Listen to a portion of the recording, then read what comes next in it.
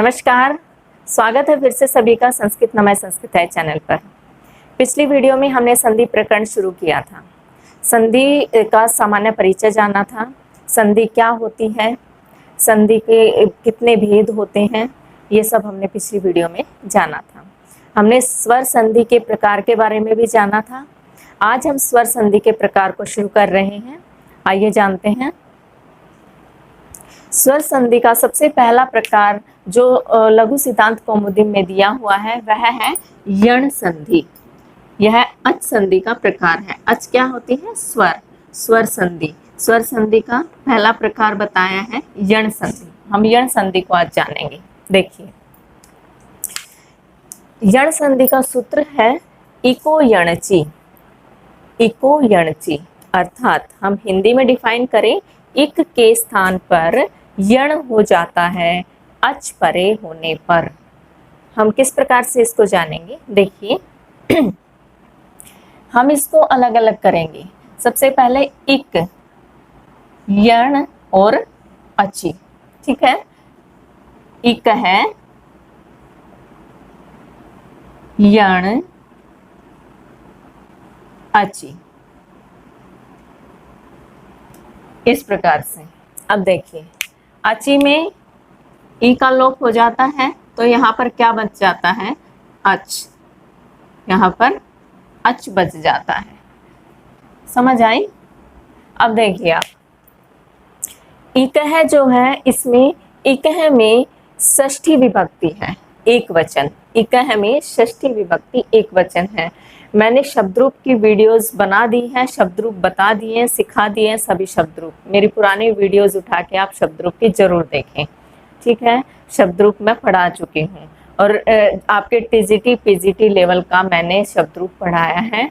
आप आसान तरीके से जिस प्रकार से हम सीखते हैं वो वाले शब्दरूप मैंने अच्छे से समझाए हुए हैं, तो आप शब्दरूप जरूर देखें। तो इकह, इकह में क्या है? षष्ठी विभक्ति एक वचन। षष्ठी विभक्ति एक वचन इकह में है।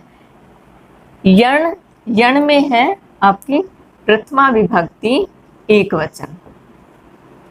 प्रथमा विभक्ति एक वचन।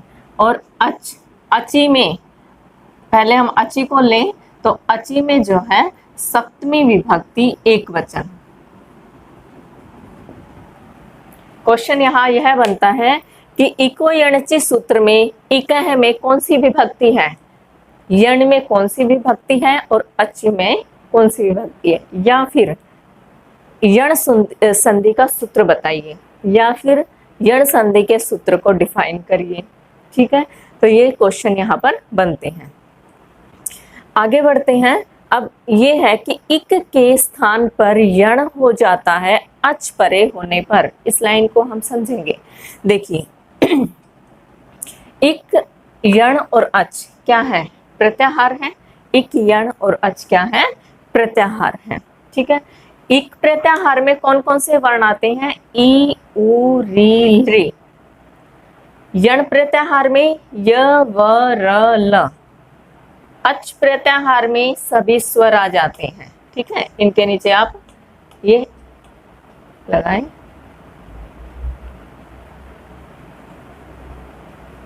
क्योंकि ये आधे हैं इसलिए मैंने यहाँ पर हलंत लगाया है। तो अच प्रत्याहार में सभी स्वर आ जाते हैं, क्योंकि अच क्या होता है? स्वर होता है। ई से लेकर क तक आप माहेश्वर सूत्र से प्रत्याहार को समझें, देखें और ये देखें कि ई, उ, री, री या और कोई वर्ण आ रहा है या नहीं आ रहा है, चेक करें। यण प्रत्याहार में य, व, र, ल। अच प्रत्याहार में सभी स्वर आ जाते हैं। अब देखिए इन्होंने बोला है कि इक के स्थान पर यण हो जाता है। इक के स्थान पर यण हो जाता है अच परे होने पर। अच परे होने पर। ठीक है, हम इस टेबल के माध्यम से जानते हैं। यहाँ पर देखिए, इक में ये ये वर्ण आ जाते हैं, यण में ये वर्ण आ जाते हैं, अचि में असमान स्वर बाद में हो। ये भी चीज आप ध्यान रखें। यहाँ पर अच तो बोल दिया है कि अच परे होने पर, स्वर परे होने पर, लेकिन वो स्वर क्या होते हैं? असमान होते हैं, एक जैसे स्वर वहां पर नहीं होते। अब हम उदाहरण के माध्यम से जानते हैं। आप हो सकता है यहाँ तक आप अच्छे से आपको क्लियर नहीं हुआ, लेकिन उदाहरण के माध्यम से आपको अच्छे से क्लियर हो जाएगा। देखिए, सबसे पहले हमने यह उदाहरण लिया है दधी जमा अत्र। हम इसको यहाँ देखते हैं।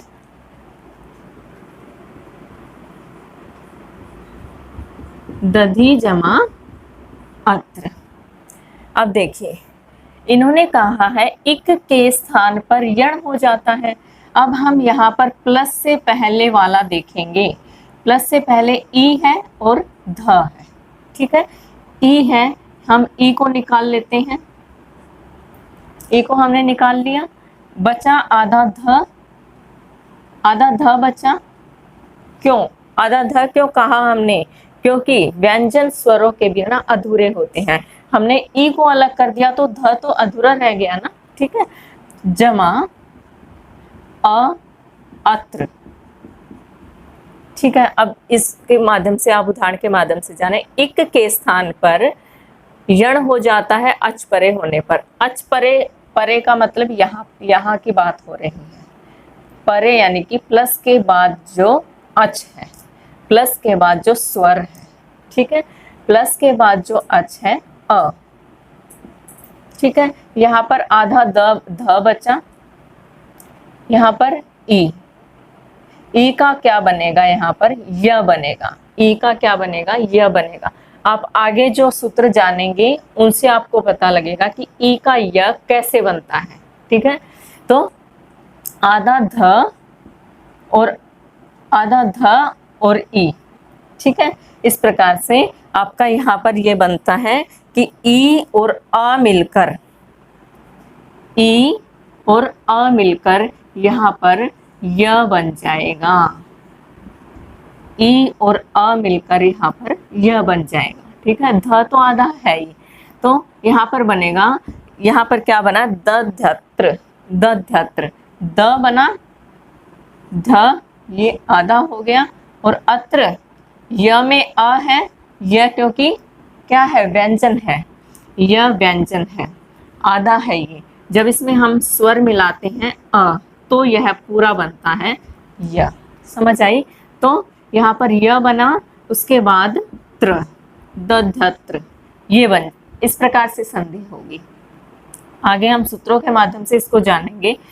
आप इस सूत्र के लिए जो कहा गया है सिर्फ वही समझे अभी, कि इक के स्थान पर यण हो जाता है अच परे होने पर। ये देखिए, टेबल देखिए, इक के स्थान पर यण हो जाता है, यानी कि ई के स्थान पर य होता है, उ के स्थान पर व होता है, री के स्थान पर र, री के स्थान पर ल होता है। लेकिन एक चीज और ध्यान रखें कि इको यणची सूत्र में यह कन्फर्म नहीं है कि ई के स्थान पर यह ही होगा, क्योंकि इसके सामने है तो यह कन्फर्म इस सूत्र के माध्यम से नहीं है।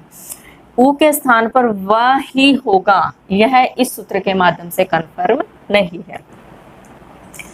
री के स्थान पर र होगा, यह भी कन्फर्म नहीं है, या री के स्थान पर ल होगा, यह भी कन्फर्म नहीं है। हम इस सूत्र के माध्यम से सिर्फ यह बताने की कोशिश की गई है कि इक के स्थान पर यण होगा, चाहे वो ई के स्थान पर र हो, या री के स्थान पर य हो, या ली के स्थान पर व हो, अभी कुछ नहीं पता। समझ आई? तो इस सूत्र में सिर्फ इतना बताया है कि इक के स्थान पर यण होगा, और अच परे होने पर प्लस के बाद अच होगा, अच परे होने पर, और वो अच भी कैसा होगा? असमान होगा, अर्थात समान नहीं होगा। अब समान नहीं होने का मतलब क्या है? ये देखिए, यहाँ पर ई है, जमा क्या है? अ। ये एक समान तो नहीं है, ई अलग है, अ अलग है। अगर यहाँ पर ई, यहाँ पर भी ई होता और यहाँ पर भी ई होता, तो ये यण संधि का उदाहरण नहीं होता। क्यों?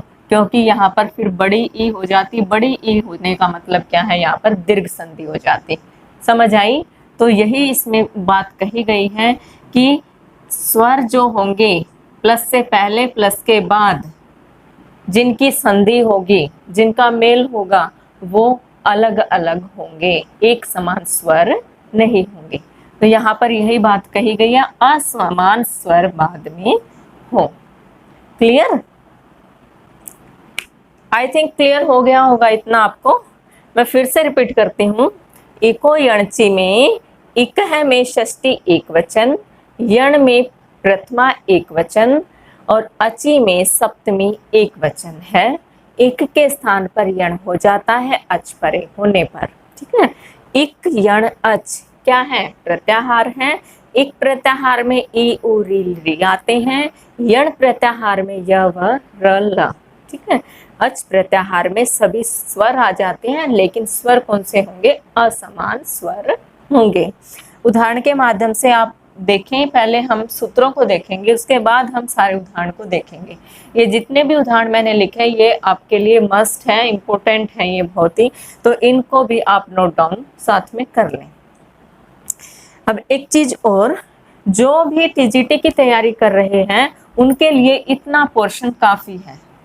वैसे तो सभी के लिए, टीजीटी वालों के लिए भी अगर वो डीपली जाके अध्ययन करेंगे तो उनके लिए सबसे बेस्ट होगा, लेकिन अगर कोई तैयारी नहीं भी कर पा रहा है, इतनी डीपली नहीं जा रहा है, तो इतना आपके लिए क्लियर करना जरूरी है। ठीक है, और जैसे आप पीजीटी और नेट के लिए तैयारी कर रहे हैं वो डीपली जाएं, इन सूत्रों को याद करें और इन सूत्रों को सिद्ध करने का प्रयास करें, सिद्ध करके देखें। उनको सिद्ध करना आना चाहिए, सूत्रों को याद होना चाहिए। इतना आपको क्लियर हो गया? आगे बढ़ते हैं। तस्मिन् इति निर्दिष्टे पूर्वस्य। अब ये सूत्र है, ये परिभाषा सूत्र बताया गया है। अब देखिए एक चीज आप जाने, जितने भी सूत्र हैं इको यणची सूत्र से लेकर यण प्रतिषेधो वाच्य यहाँ तक जितने भी सूत्र हैं वो एक दूसरे से मिले हुए हैं, अर्थात एक दूसरे के बिना उनका महत्व नहीं है। तो ये वाला सूत्र इस पर आधारित है, ये वाला सूत्र इस पर आधारित है, ये वाला सूत्र इस पर आधारित है और ये वाला इस पर आधारित है। इस प्रकार से सभी सूत्र आपस में मिले हुए हैं। आप किस प्रकार से देखिए कि तस्मिन् इति निर्दिष्टे पूर्वस्य, सप्तमी विभक्ति द्वारा निर्दिष्ट कार्य व्यवधान रहित पूर्व वर्ण के स्थान पर होता है। अब देखिए यहाँ पर हम इसको अलग करेंगे, तस्मिन् इति। ठीक है, तस्मिन् इति इस प्रकार से ये अलग हो जाता है। अब तस्मिन् का यहाँ पर क्या अर्थ निकलता है? सप्तमी विभक्ति द्वारा, यहाँ तक। ठीक है, सप्तमी विभक्ति द्वारा निर्दिष्टे, निर्दिष्ट या जो बताया गया है, पूर्वस्य पूर्व के स्थान पर, पूर्वस्य पूर्व के स्थान पर, पूर्व वर्ण के स्थान पर। देखिए तस्मिन् इति सप्तमी विभक्ति यहाँ पर बताई है, सप्तमी विभक्ति अची में बताई थी हमने, तो अची ने क्या निर्देश दिया है इस सूत्र के माध्यम से यहाँ पर जाने कि सप्तमी विभक्ति द्वारा निर्दिष्ट कार्य, सप्तमी विभक्ति द्वारा क्या कार्य निर्दिष्ट किया गया है, क्या बताया गया है कि व्यवधान रहित, कोई भी उसमें व्यवधान ना आए। ठीक है, कोई भी व्यवधान उसमें ना आए, स्वर की जगह व्यंजन ना आए, इस प्रकार का कोई व्यवधान उसमें ना हो। तो व्यवधान रहित पूर्व वर्ण के स्थान पर, ये रहा पूर्व वर्ण, यहाँ पर क्या है? ई। पूर्व वर्ण यहाँ पर क्या है? ई। तो ई के स्थान पर क्या हो, पूर्व वर्ण के स्थान पर क्या होता है? वहां पर संधि होती है। ठीक है, सप्तमी विभक्ति द्वारा निर्दिष्ट कार्य व्यवधान रहित पूर्व वर्ण के स्थान पर होता है। ठीक है, पूर्व वर्ण के स्थान पर यहाँ पर यह हुआ ना, पूर्व वर्ण के स्थान पर यह हुआ ना, तो यही बात इसमें कही गई है। लेकिन यहाँ पर भी ये बात क्लियर अभी नहीं हुई है कि ई के स्थान पर यह ही होगा, यहाँ पर भी ये बात क्लियर नहीं हुई है। यहाँ पर सिर्फ इको यणची सूत्र में जो सप्तमी विभक्ति के द्वारा कहा गया है वह पूर्व वर्ण के स्थान पर होगा। अब वो ई य व क्या होगा ये नहीं बताया, य व र ल सॉरी, य व र ल क्या होगा यह नहीं बताया। इससे आगे स्थाने अंतरतम है, इस सूत्र के बाद आता है स्थाने अंतरतम है। देखिए इस सूत्र को आप नाम से ही जाने, स्थाने अंतर यानी कि स्थानीय, ये है स्थानीय सूत्र है। स्थानीय सूत्र का क्या है कि यह निर्धारित करेगा स्थान को, ठीक है, यह स्थान को निर्धारित करेगा कि ई के स्थान पर य आएगा, उ के स्थान पर व, री के स्थान पर र और ली के स्थान पर ल, ठीक है। तो ये स्थानीय सूत्र है, स्थानीय अंतरतम है। प्रसंग रहने पर तुल्य आदेश हो, ठीक है, प्रसंग रहने पर तुल्य यानी कि जितनी तुलना उससे की गई है, जो तुल्य है, जो समान है, उसका आदेश हो वह उसमें आए। स्थान, अर्थ, गुण, प्रमाण, ये चारों चीजों इनके आधार पर, स्थान के आधार पर, अर्थ के आधार पर, गुण के आधार पर और प्रमाण के आधार पर, इस प्रकार से, ठीक है। तो उसके बाद सूत्र है अन अचि च, ठीक है, अन अचि च। अब देखिए अच से परे, अच से परे यर के विकल्प से द्वित्व होता है किंतु अच परे हो तो नहीं। देखिए अच से परे यर के विकल्प से, अब हम शुद्धि उपास्य से सिद्ध करते हैं इसको।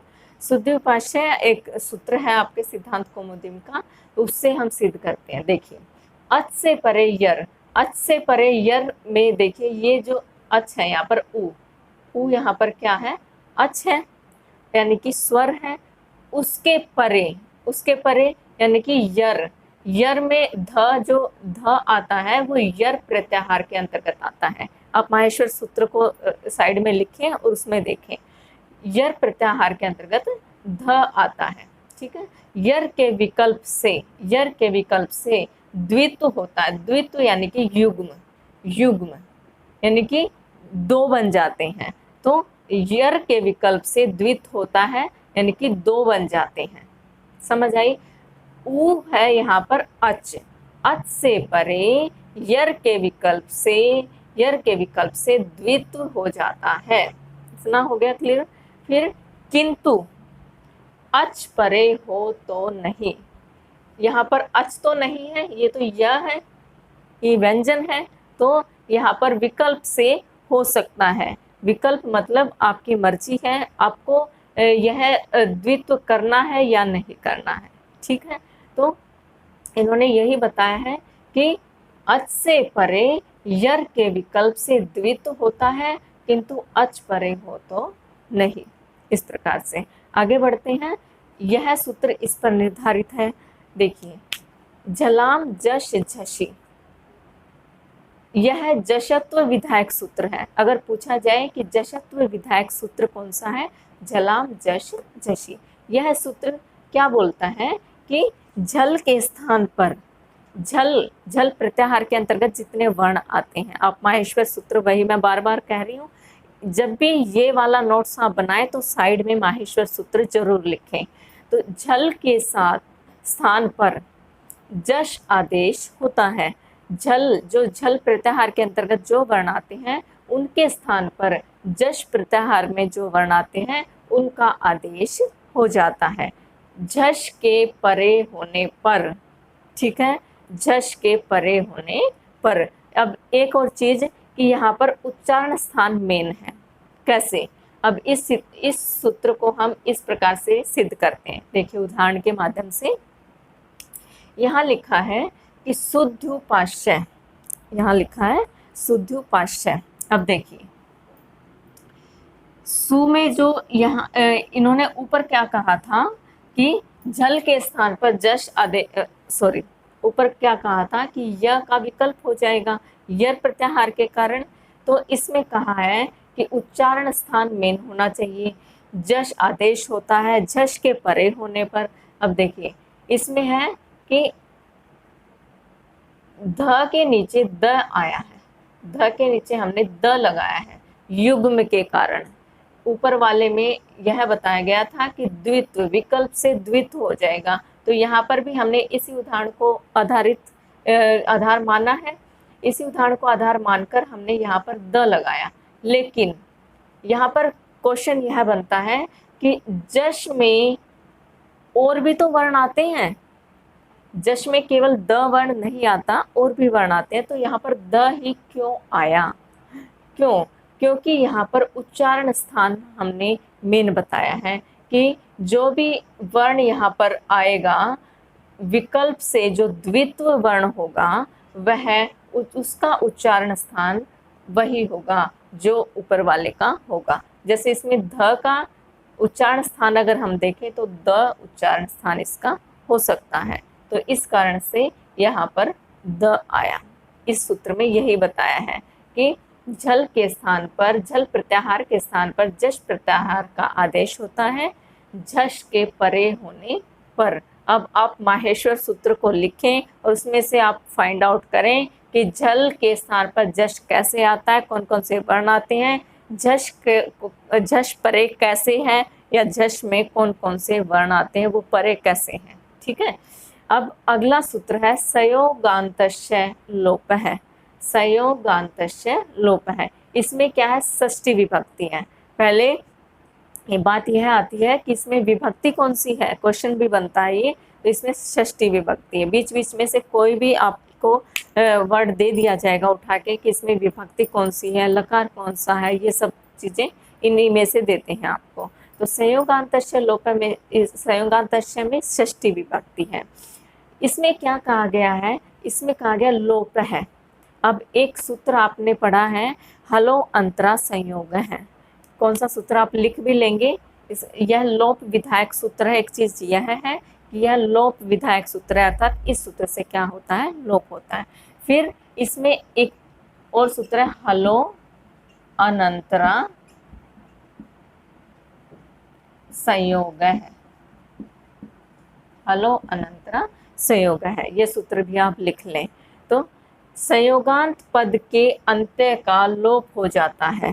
अब देखिए, इससे पहले वाले सूत्र में हमने क्या कहा था? संयोग बन रहा था। किस चीज का संयोग बन रहा था? द्वित्व का यहाँ पर संयोग बन रहा था, द्वित्व का यहाँ पर संयोग बन रहा था। ठीक है, ध की जगह द आया था, लेकिन इन्होंने कहा कि संयोगांत पद के अंत्य का लोप हो जाता है। जो संयोग से बना है और उसका जो अंत्य का पद है, जो संयोगात पद का जो अंत्य है, उसका क्या कर रहे हैं? ये लोप कर रहे हैं यहाँ पर, अर्थात यहाँ पर य का लोप हो रहा है। इस सूत्र के माध्यम से ये य का लोप कर रहे हैं।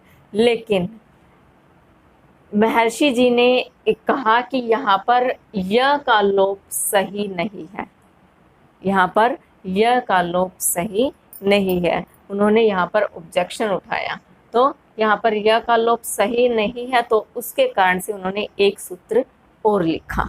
कौन सा? ये सूत्र है अलो अंतस्य। ठीक है, अलो अंतस्य में क्या है? षष्ठी विभक्ति है। अलो अंतस्य में भी षष्ठी विभक्ति है। ठीक है, तो अब यह जो सूत्र है, इस सूत्र को इस सूत्र के माध्यम से कहा गया है। जिस प्रकार से सारे सूत्र एक दूसरे पर निर्धारित हैं, तो यह सूत्र भी इस पर निर्धारित है। ठीक है, तो षष्ठी विभक्ति द्वारा निर्दिष्ट, यहाँ पर षष्ठी विभक्ति क्या थी? संयोगांतस्य में षष्ठी विभक्ति द्वारा निर्दिष्ट जिस पद के स्थान पर आदेश हो, जैसे षष्ठी विभक्ति ने निर्धारित किया है, आदेश दिया है कि जिस पद के स्थान पर आदेश हो वह अंत्य अल के स्थान पर होता है। अब अल में आपके कौन कौन से वो आते हैं, वर्ण आते हैं, ये देखें। अल में कौन कौन से वर्ण आपके आते हैं, वो माहेश्वर सूत्र में से आप निकालें। अब देखिए, अल के स्थान पर होता है, लेकिन अंत्य अल के स्थान पर, इस चीज का आप ध्यान रखें, अंत्य अल के स्थान पर जो अंतिम अल होगा, ठीक है, जो अंतिम अल होगा, अंतिम अल कौन सा है? य। अंतिम अल कौन सा है? य।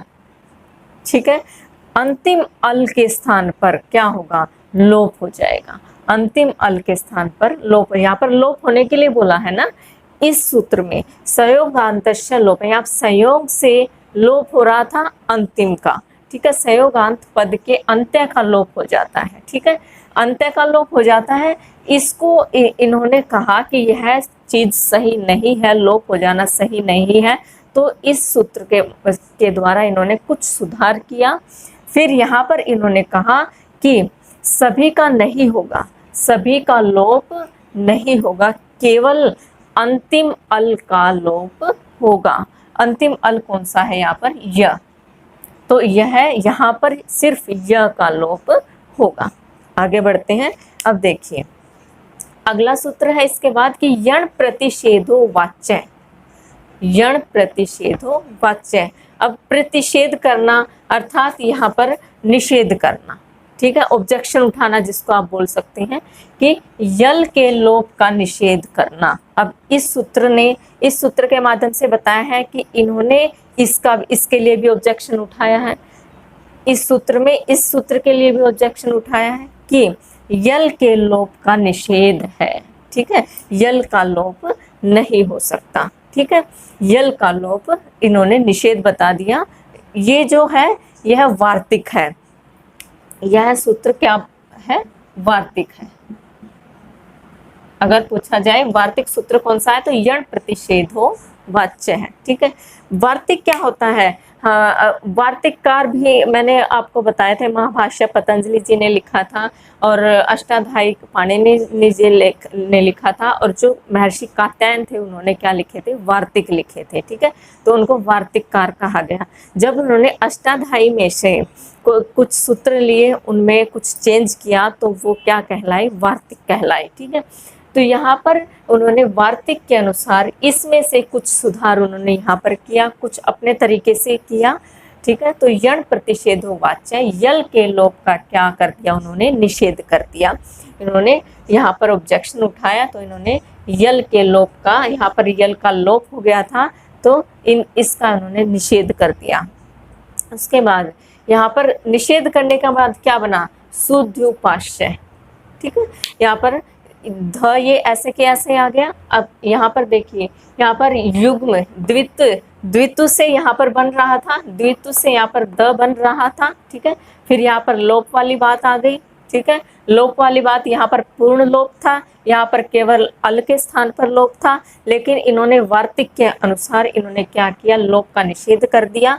तो विकल्प से जो द्वित्व हुआ था वही उन्होंने रहने दिया, उसी को उन्होंने स्थिर कर दिया कि यह यण संधि में यह स्थिर रहेगा। विकल्प से जो द्वित्व होगा वह स्थिर रहेगा। द्वित्व में द, आधा द और आधा ध बताया था ना, यहाँ पर आधा ध और आधा द, इस प्रकार से, ठीक है। तो आप माहेश्वर सूत्र जो मेन है वो आप साइड में लिखें, उनके अनुसार आप रिवीजन करें।